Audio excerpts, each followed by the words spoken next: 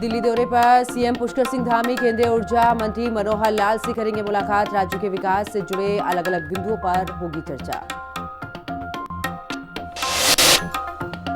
महिला कांग्रेस ने राज्य महिला आयोग और बाल आयोग का किया घेराव। उत्तराखंड में महिलाओं के खिलाफ अपराधों पर जताया विरोध, कहा महिला आयोग ने सख्त कदम नहीं उठाए।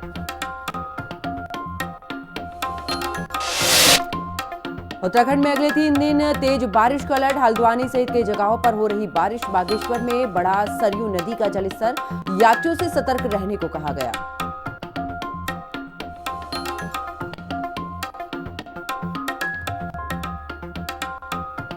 नमस्कार, आप देख रहे हैं हिंदी खबर। मैं हूं आपके साथ पंकज यादव। करते हैं बुलेटिन की शुरुआत बड़ी खबर के साथ, जहां पर सीएम पुष्कर सिंह धामी ने नई दिल्ली में केंद्रीय ऊर्जा, आवासन और साथ ही शहरी कार्य मंत्री मनोहर लाल से मुलाकात की है। इस दौरान मुख्यमंत्री ने केंद्रीय मंत्री से राज्य के विकास से जुड़े महत्वपूर्ण बिंदुओं पर चर्चा की। मुख्यमंत्री ने केंद्रीय मंत्री से यहां पर ऋषिकेश और हरिद्वार में विद्युत लाइनों को भूमिगत और साथ ही यहां पर स्वचालित कराने की मांग यहां पर की है। साथ ही कुमाऊं और अपर यमुना क्षेत्र में जल विद्युत परियोजनाओं के निर्माण के लिए भी 4000 करोड़ रुपए उपलब्ध कराने का अनुरोध किया है। मुख्यमंत्री ने दुर्गम स्थानों और इसके अलावा कठिन भूभाग में पंप स्टोरेज की परियोजनाओं के विकास के लिए 3800 करोड़ की यहां पर वायबिलिटी गैप फंडिंग उपलब्ध कराने की यहां पर अनुरोध किया गया है, जहां पर केंद्रीय मंत्री ने सभी बिंदुओं पर सकारात्मक सहयोग का भी आश्वासन दिया है।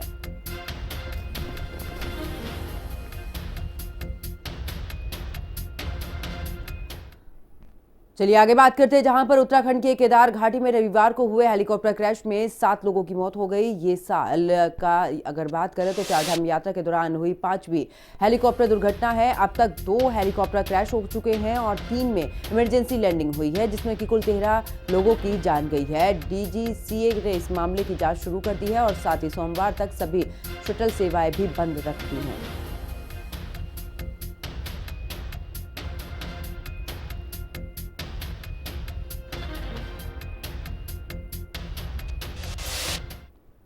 ये पूरे जो हेलीकॉप्टर के जो ऑपरेशंस, विशेषकर केदारनाथ शटल सर्विस जो चलती है, उसको एक होलिस्टिकली अगर हम देखा जाए, 2 मई से ये शटल सर्विसेज शुरू हुई है। 2 मई से लेके अगर हम 14 जून तक के अगर हम आंकड़े देखते हैं तो ऑलमोस्ट 9800 इतने शटल्स 2 मई से लेके 14 जून तक हुए हैं। इन 9800 शटल्स के माध्यम से ऑलमोस्ट 60,000 के आसपास यात्रियों को नीचे जो अलग अलग जगह के हेलीपैड्स है, सिरसी, फाटक, गुप्तकाशी, वहाँ से केदारनाथ ले जाया गया और उतने ही यात्रियों को वापस कंसर्न हेलीपैड पे लाया गया। तो जो शटल्स हुए हैं 2 मई से लेकर ऑलमोस्ट 14 जून तक, उसकी संख्या 9800 शटल्स है। यदि हम चार्टर्ड सर्विसेज की बात करें, वो चार्टर्ड सर्विसेज 2 मई से लेकर अगर 10 जून तक की बात करें तो 2705 चार्टर्ड सर्विस हुई है, जिसमें ऑलमोस्ट 15,000 लोगों को 4 धाम के अंतर्गत, 2 धाम के अंतर्गत चार्टर सर्विस के माध्यम से ले जाया गया है। उधर उत्तराखंड में हेली हादसों पर बीजेपी के प्रदेश प्रभारी दुष्यंत गौतम के बेतुके बयान पर बवाल मच गया है। रुद्रप्रयाग में 15 जून को हुए दर्दनाक हादसे के बाद सरकार जहां सवालों के घेरे में घिरी हुई है, तो वहीं रुड़की में पार्टी के कार्यक्रम में आए दुष्यंत गौतम ने भी पत्रकारों के सवाल के जवाब में कहा कि आप अपने हेलीकॉप्टर चलाइए जिसमें लोगों की जान न जाए। बीजेपी प्रदेश प्रभारी के बयान को लेकर कांग्रेस ने संवेदनहीन इसे करार देते हुए बीजेपी पर करारा हमला बोल दिया है। देखिए इस रिपोर्ट में। हेली हादसों पर सवालों के घेरे में सरकार, दुष्यंत गौतम का बेतुका बयान, बढ़ी तकरार, पत्रकारों पर भड़के बीजेपी प्रदेश प्रभारी का बयान, आप ही चलाएं हेलीकॉप्टर जिसमें ना जाए जान। 15 जून को रुद्रप्रयाग में गौरीकुंड के पास हुए हेली हादसे में 7 लोगों की मौत के बाद प्रदेश सरकार सवालों के घेरे में है। इस हादसे के बाद हेली कंपनी आर्यन एविएशन के 2 मैनेजरों पर मुकदमा दर्ज किया गया है।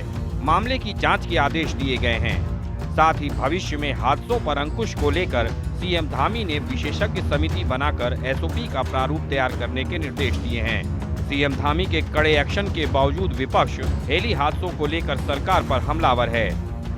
वहीं हेली हादसों पर बीजेपी प्रदेश प्रभारी दुष्यंत गौतम के बेतुके बयान से सूबे की सियासत और गर्मा गई है। रुड़की में पार्टी के एक कार्यक्रम में आए दुष्यंत गौतम ने राज्य में हो रहे हेली हादसों पर पत्रकारों के पूछे गए सवाल के जवाब में कहा कि आप अपने हेलीकॉप्टर चलाएं जिसमें लोग ना मरें। दुष्यंत गौतम ने पत्रकारों पर तंज कसते हुए कहा कि आप महापुरुष हैं, सब कुछ आपके हाथ में है, मृत्यु भी। बीजेपी प्रदेश प्रभारी के बयान को कांग्रेस ने संवेदनहीन बताते हुए कड़ी निंदा की है। कांग्रेस का कहना है कि 40 दिन के भीतर राज्य में 5 हेली हादसे हुए हैं, जिनमें 13 लोगों की दुखद मृत्यु हुई है, लेकिन जिम्मेदारी लेने की बजाय बीजेपी प्रदेश प्रभारी शर्मनाक बयान दे रहे हैं।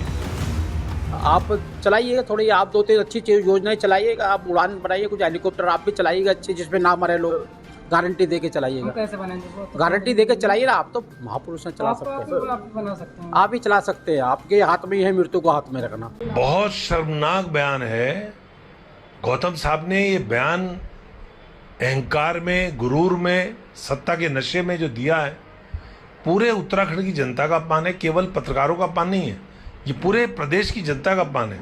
उन लोगों के प्रति संवेदनहीनता है जिन लोगों ने इस दुर्घटना में अपनी जान गंवाई है। इस प्रकार की बात एक जिम्मेदार आदमी जो इस राज्य में सत्ताधारी दल का प्रभारी हो, वो इस प्रकार की बेशर्मी की बात कर रहा है। लोगों की जान चली गई, आप ये चाहते हैं कि आपसे सवाल भी ना करें। उत्तराखंड में इस यात्रा सीजन में 5 हेली हादसे हुए हैं, जिनमें उत्तरकाशी में 8 मई को हुए हादसे में 6 लोगों की मौत हुई। वहीं 15 जून को रुद्रप्रयाग हेली हादसे में 7 लोगों की जान गई। ऐसे में सवालों से घिरी सरकार कड़े कदम उठाकर हादसों पर अंकुश के उपाय कर रही है। वहीं बीजेपी प्रदेश प्रभारी के बयान ने विपक्ष को सरकार और बीजेपी पर हमलावर होने का एक और मौका दे दिया है। देखना होगा कि दुष्यंत गौतम के बयान से मचा सियासी बवाल आगे कितना जोर पकड़ता है। देहरादून से संवाददाता दीपिका भंडारी और शुभांगी भट्ट के साथ ब्यूरो रिपोर्ट, हिंदी खबर। उधर उत्तराखंड में हेली हादसों पर दुष्यंत कुमार गौतम का बेतुका बयान सामने आया है, जिस पर विपक्ष हमलावर है। तो वहीं उत्तराखंड बीजेपी प्रभारी के बयान पर बीजेपी विधायक खजान दास ने खेद जताया। उन्होंने कहा कि दुष्यंत कुमार गौतम बहुत ही सुलझे हुए व्यक्ति हैं, लेकिन उनके मुंह से गलती से ये बयान निकल गया। उन्होंने कहा है कि हादसे रोके नहीं जाते, किंतु ये सच्चाई है कि थोड़ा सा जांच का विषय भी है, और जो इतनी उड़ानें भर रहे हैं और इतनी कंपनी आई है और उनके हेलीकॉप्टर्स को देखने की ज़रूरत है और जांच करवाने की आवश्यकता है। और प्रभारी जी की ये मंशा नहीं थी कि किसी मान सम्मान में ठेस पहुँचे। तो यदि कुछ ऐसे शब्दों का प्रयोग हुआ है कि किसी के मन में ठेस पहुँची हो तो उसके लिए खेद है, किंतु प्रभारी बहुत ही सुलझे हुए हैं। भारतीय जनता पार्टी के संगठन में बहुत लंबे समय से वो काम करते आए हैं, राष्ट्रीय महामंत्री रहे हैं, राज्यसभा के सांसद रहे हैं, उत्तराखंड के प्रभारी बरसों से हैं, और यही नहीं अनुसूचित जाति मोर्चे के राष्ट्रीय अध्यक्ष 2 बार रहे हैं। और इसलिए हमारी भारतीय जनता पार्टी उनको तरजीह दे करके उनको तवज्जो देती है। और अब चलिए आगे बात करते हैं, जहां पर उत्तराखंड में मानसून के दौरान बारिश और साथ ही भूस्खलन से संभावित आपदा की झलक दिखाई दे रही है। कई जगह भूस्खलन से रास्ते बंद हुए हैं। तो वहीं केदारनाथ यात्रा मार्ग पर 15 जून को यहां पर उफाने गदेरे की भी चपेट में आए एक श्रद्धालु की मौत हो गई है। बारिश से संभावित खतरे को देखते हुए धामी सरकार एक्शन मोड में नजर आ रही है। सीएम पुष्कर सिंह धामी ने आपदा के लिहाज से संवेदनशील सभी स्थानों में जरूरी इंतजाम करने के निर्देश दे दिए हैं। साथ ही आपात जो स्थितियां हैं इसके लिए भी दोनों मंडलों में हेलीकॉप्टर तैनात करने के लिए भी मुख्यमंत्री की तरफ से कहा गया है।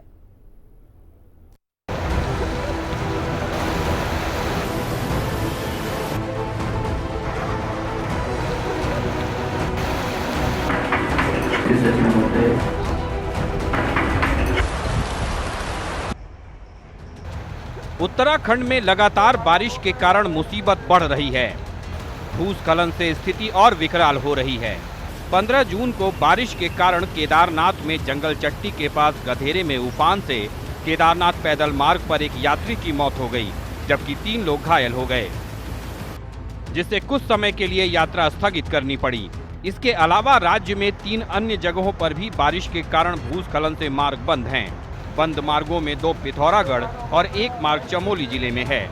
राज्य आपातकालीन परिचालन केंद्र के मुताबिक इनमें एक लोक निर्माण विभाग और 2 PMGSY की सड़कें हैं, जिन्हें खोलने का प्रयास किया जा रहा है। वहीं मुख्यमंत्री पुष्कर सिंह धामी ने बारिश के दौरान किसी भी आपात स्थिति में राहत और बचाव के लिए पूरी तैयारी रखने के निर्देश दिए हैं। मुख्यमंत्री ने आपदा के लिहाज से संवेदनशील सभी स्थानों में पर्याप्त संख्या में SDRF और NDRF की टुकड़ियां तैनात करने को कहा है, जिससे किसी भी आपात स्थिति में तेजी से रेस्क्यू का काम किया जा सके। अलर्ट मोड में रहे पूरी सरकारी मशीनरी। आपात स्थितियों के लिए दोनों मंडलों में तैनात हों हेलीकॉप्टर। राशन, आपातकालीन वस्तुओं का रखा जाए पूरा स्टॉक। संवेदनशील स्थानों में SDRF, NDRF की टुकड़ियां हों तैनात। बाढ़ प्रभावित क्षेत्रों में पर्याप्त बाढ़ चौकियां स्थापित की जाएं। जीर्ण शीर्ण स्कूलों के भवनों की मरम्मत जल्द से जल्द की जाए। भूस्खलन संवेदनशील क्षेत्रों की मैपिंग हो, डेटाबेस बनाया जाए। क्वारब में भूस्खलन क्षेत्र के ट्रीटमेंट का काम जल्दी पूरा किया जाए। सीएम धामी का कहना है कि सभी विभागों को आपदा के मामलों को शीर्ष प्राथमिकता पर लेते हुए टीम भावना और प्रभावी समन्वय से काम करने के निर्देश दिए गए हैं। साथ ही NDRF और SDRF के जवानों की मदद के लिए स्थानीय लोगों को भी आपदा राहत और बचाव कार्यों में शामिल करने और प्रशिक्षण के निर्देश दिए हैं। भविष्य की संकेत हैं, भविष्य की चेतावनी है, उसके मद्देनजर सभी प्रकार की तैयारियां सभी विभागों की अपने अपने समीक्षाएं और मॉक ड्रिल और जिलों में जिन आपदाओं का हमको लैंडस्लाइड है, कहीं अतिवृष्टि है, कहीं पर भूस्खलन है और उन सब का अलग अलग प्रकार से सामना करना पड़ता है। कुछ हमारे पुल हैं, नदी नाले हैं, उनकी साफ़ सफाई का प्रबंध करना है, डिसिल्टिंग करनी है, या कुछ ऐसे स्थान हैं जहां पर अत्यधिक जल भराव हो सकता है, पहले से वहां चेतावनी करके अच्छे स्थानों पर लोगों को कैसे पुनर्वासित किया जा सकता है, तो उन सभी पर आज चर्चा हुई है। मौसम विज्ञान विभाग ने इस साल अधिक बारिश का पूर्वानुमान जारी किया है और मानसून से पहले हुई बारिश ने इसकी झलक दिखला भी दी है, जिसे देखते हुए सरकार अलर्ट मोड में आ गई है। देखना होगा कि सरकार की तैयारियां मानसून के दौरान कितनी प्रभावी साबित होती हैं। देहरादून से संवाददाता शुभांगी भट्ट के साथ ब्यूरो रिपोर्ट, हिंदी खबर। उधर उत्तराखंड की राज्यपाल retirement lieutenant general Gurmeet Singh ने हरिद्वार पहुंचकर जिला प्रशासन के अधिकारियों के साथ में बैठक की है। राज्यपाल ने आगामी कावड़ मेले और साथ ही अर्धकुंभ मेले 2027 की तैयारी को लेकर जिला प्रशासन के अधिकारियों के साथ में चर्चा की। राज्यपाल ने DM, CDO और साथ ही पुलिस के अधिकारियों से भी कई बिंदुओं पर जानकारी ली है। राज्यपाल ने कहा कि हरिद्वार में कावड़ मेले की शुरुआत होने जा रही है। जिला प्रशासन मेले को सफल बनाने की तैयारी में जुटा हुआ है।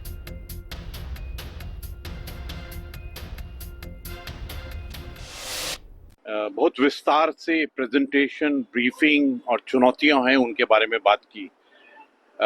ये तो हमारा बहुत सौभाग्य रहता है हरिद्वार का कि अगले महीने से कांवड़ यात्रा शुरू हो रही है और 2027 के अंदर में कुंभ होगा। ये उत्तराखंड का सौभाग्य था कि जब महाकुंभ इलाहाबाद में हुआ तो संगम के इलाके में, और वहाँ पर जो SDRF और पुलिस दस्ते गए थे उन्होंने बहुत सबक सीखे और हमारा खुद का उत्तराखंड का भी एक्सपीरियंस इस क्षेत्र में बहुत है। हमारे लिए ये एक सौभाग्य है कि अगले महीने कांवड़ यात्रा और 2027 के अंदर में महाकुंभ की हम लोग तैयारी कर रहे हैं। आज उसके बारे में भी विस्तार से बात किया। इसके अलावा हमने पूरे शासन प्रशासन के अंदर में बाकी जो चुनौतियां हैं, बाकी रोड मैप है, उनके बारे में बात। तो उधर उत्तराखंड की राज्यपाल retired lieutenant general Gurmeet Singh अपने निर्धारित कार्यक्रम के अनुसार काशीपुर पहुंचे। राज्यपाल ने काशीपुर में यहाँ पर ननकाना साहिब गुरुद्वारे में भी मत्था टेका और प्रदेश की सुख समृद्धि और साथ ही खुशहाली की कामना की है। इसके बाद उन्होंने यहाँ पर सरोवर का भी निरीक्षण किया। राज्यपाल ने काशीपुर मंडी अतिथि गृह में अधिकारियों की बैठक ली। उन्होंने जिला प्रशासन की ओर से किए जा रहे विकास कार्यों और साथ ही भारत सरकार के विकास परक योजनाओं के क्रियान्वयन पर भी प्रशंसा व्यक्त करते हुए अधिकारियों को बधाई दी है। उन्होंने बेस्ट इलेक्ट्रोल यहाँ पर इसको लेकर भी मुख्य विकास अधिकारी मनीष कुमार को भी प्रशस्ति पत्र और प्रतीक चिन्ह देकर सम्मानित किया।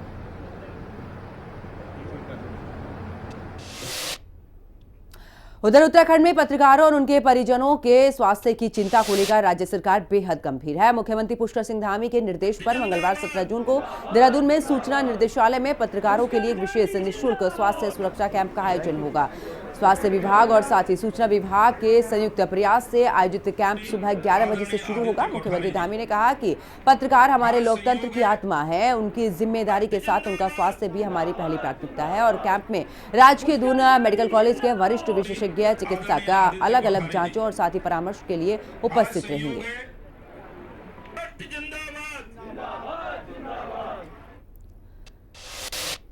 उधर बीजेपी के प्रदेश मीडिया प्रभारी मनवीर चौहान ने कांग्रेस पर तीखा हमला बोला है। मनवीर चौहान ने कहा है कि दिल्ली दरबार को खुश करने के लिए कांग्रेस में हॉर्स राइडिंग चल रही है और आखिर कौन कितना झूठ बोल सकता है, कौन कितना फरेब कर सकता है। बीजेपी मीडिया प्रभारी ने कांग्रेस की प्रेस कॉन्फ्रेंस पर भी तंज कसा। मनवीर चौहान ने कहा कि उत्तराखंड की जनता ने राज्य बनाने के बाद कांग्रेस का कार्यकाल भी देखा है और बीजेपी का कार्यकाल भी देखा है।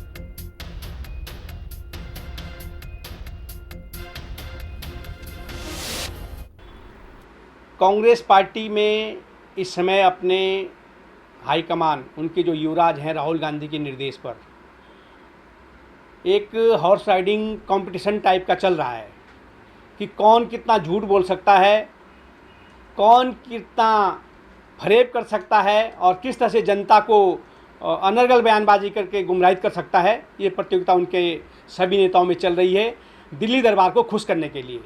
इसलिए आजकल कांग्रेस पार्टी के जो वरिष्ठ नेतागण हैं वो कहीं ना कहीं पत्रकार वार्ताओं में झूठ बोलते हुए दिखाई दे रहे हैं अपने नेताओं को खुश करने के लिए। लेकिन उत्तराखंड की जनता बहुत समझदार है। उत्तराखंड की जनता ने कांग्रेस के राज्य बनने के बाद कांग्रेस के उस कालखंड को भी देखा है जब प्रदेश को लूटने खसोटने का काम खुलेआम कैमरे के सामने बात हो रही थी, और उत्तराखंड की जनता ने वो भी देखा है किस तरह से भू माफिया, खनन माफिया, शराब माफिया उत्तराखंड राज्य की नीतियां तय करते थे। उधर जातीय जनगणना की अधिसूचना जारी होने के बाद कांग्रेस केंद्र सरकार पर हमला कर रही है, जिस पर कि बीजेपी के विधायक खजान दास ने कांग्रेस पर निशाना साधा है। बीजेपी विधायक ने कहा कि प्रधानमंत्री नरेंद्र मोदी के नेतृत्व में केंद्र सरकार ने जनहित में काम किया है और इसी का ये नतीजा है कि जातीय जनगणना की जा रही है, जिससे कि जनता को लाभ मिलेगा। बीजेपी विधायक ने यह भी कहा कि प्रधानमंत्री नरेंद्र मोदी जनहित में फैसला लेते हैं तो कांग्रेस को दुख होता है। ये दुर्भाग्य है कि कांग्रेस अगर भारतीय जनता पार्टी के हमारे देश के प्रधानमंत्री नरेंद्र मोदी जी कुछ डिसीजन लेते हैं और देश हित के लिए लेते हैं तो कांग्रेस को बुरा लगता है, और कांग्रेस विपक्ष की भूमिका में है, वो अपना दायित्व निभाती है। किंतु देश के प्रधानमंत्री जी ने ये निर्णय जनहित को देखते हुए जो कांग्रेस कभी कभी कर नहीं पाई, सोच रहे थे, बोल रहे थे कि हम करेंगे, नहीं कर पाई, वो मोदी जी ने करके दिखाया है। मैं देश के प्रधानमंत्री जी को बहुत बहुत बधाई और शुभकामनाएं देना चाहूँगा। और कांग्रेस चिल्लाते रहें, और मैं कह रहा हूँ कि कांग्रेस डूबता हुआ जहाज है। उधर आगामी कावड़ मेले को देखते हुए प्रशासन ने नेशनल और स्टेट हाईवे के अतिक्रमण हटाने का अभियान शुरू कर दिया है। तहसीलदार प्रताप सिंह चौहान और साथ ही अधिशासी अधिकारी कामिल हसन के साथ में पुलिस और पालिका कर्मचारियों ने गोवर्धनपुर रोड और साथ ही रुड़की रोड से अवैध अतिक्रमण हटाया है। कुछ अतिक्रमणकारियों के चालान भी यहां पर किए गए हैं।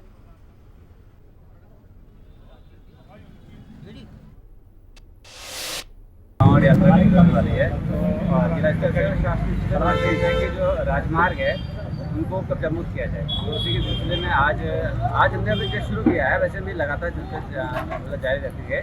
आज हमने ये ओवरब्रिज से लेकर के यहाँ तक हमने किया, लगभग 200 मीटर हमने कब्जा मुक्त किया है।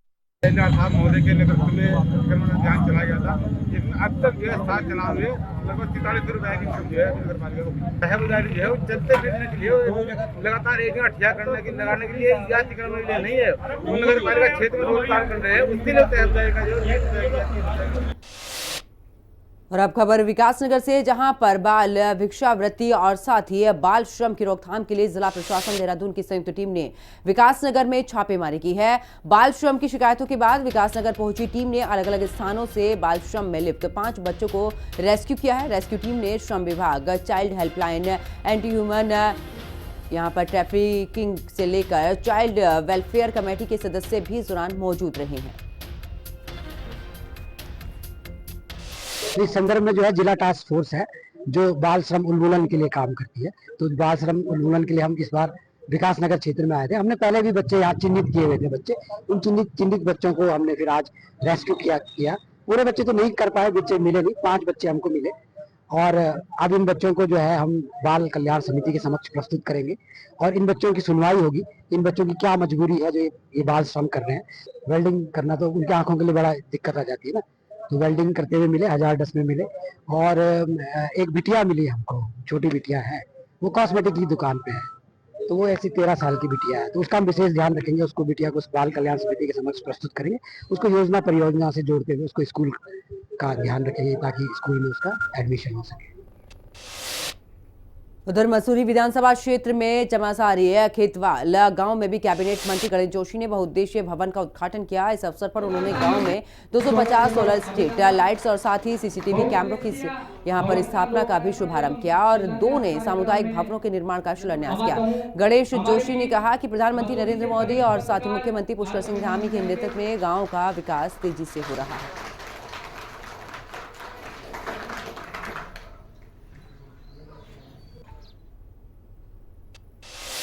16 लाख की लागत से निर्मित सामुदायिक भवन का लोकार्पण यहाँ पर किया गया है। इस अवसर पर CHR मद से एक कंपनी द्वारा 8 करोड़ रुपये यहाँ पर दिए गए हैं और मुझे पूरा भरोसा है जब ये यहाँ पर लगेगा ये इस गांव का कायाकल्प होगा। आज ऐसे हमने 3 सामुदायिक भवन यहाँ पर बना दिए हैं क्योंकि ये सड़कें, नालियाँ, गलियाँ बनती रहती हैं, लेकिन ये ऐसे काम जो हैं काफ़ी लंबे तक जनता को उसका लाभ देते हैं। इसके लिए मैं यहाँ के ग्राम प्रधान जी को जो लगातार अपने क्षेत्र की समस्याओं के लिए संघर्ष करते हैं और उन्हीं के माध्यम से यहाँ की समस्याओं को जानकारी मिलती है। मुझे याद है जब मैं इस क्षेत्र में आया था, यहाँ पर सड़कों की हालत बहुत ख़राब थी, यहाँ पर सामुदायिक भवन नहीं थे, शौचालय नहीं थे।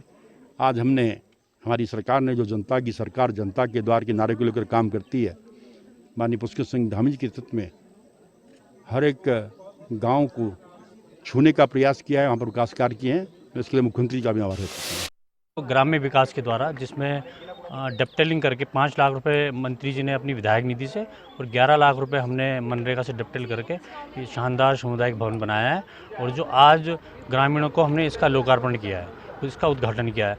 और साथ ही मेरी पंचायत में भारत CSR जो मुंबई से है, उनके द्वारा आज कम से कम 8 करोड़ की योजनाओं का मेरे यहाँ शिलान्यास किया है और कुछ योजनाओं का लोकार्पण किया है। जैसे आप देख रहे होंगे कि मेरे गांव में जो सार्वजनिक लाइटें हैं, हाई मास्ट सार्वजनिक लाइटें हैं, जिनकी लगभग एक लाइट की कीमत कम से कम 1 लाख रुपए होगी, तो आप लगा लीजिए 12 लाइट ही लगी है, अभी 12 लाख रुपए यही हो गए।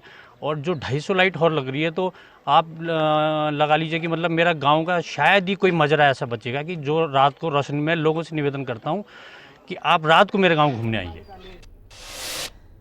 चलिए आगे बात करते हैं, जहां पर शहर में एनिमल बर्थ कंट्रोल सेंटर के बंद होने के बाद आवारा कुत्तों की संख्या तेजी से बढ़ी है। इससे स्थानीय लोगों में डर और साथ ही असुविधा बढ़ गई है। नगर पालिका की सभासद जसबीर कौर ने अधिशासी अधिकारी रजनीश को भी यहां पर ज्ञापन सौंपते हुए ABC सेंटर को फिर से शुरू करने की मांग की है। उन्होंने बताया कि सेंटर के पास गंदगी के कारण स्टाफ वहां नहीं पहुंच पा रहा।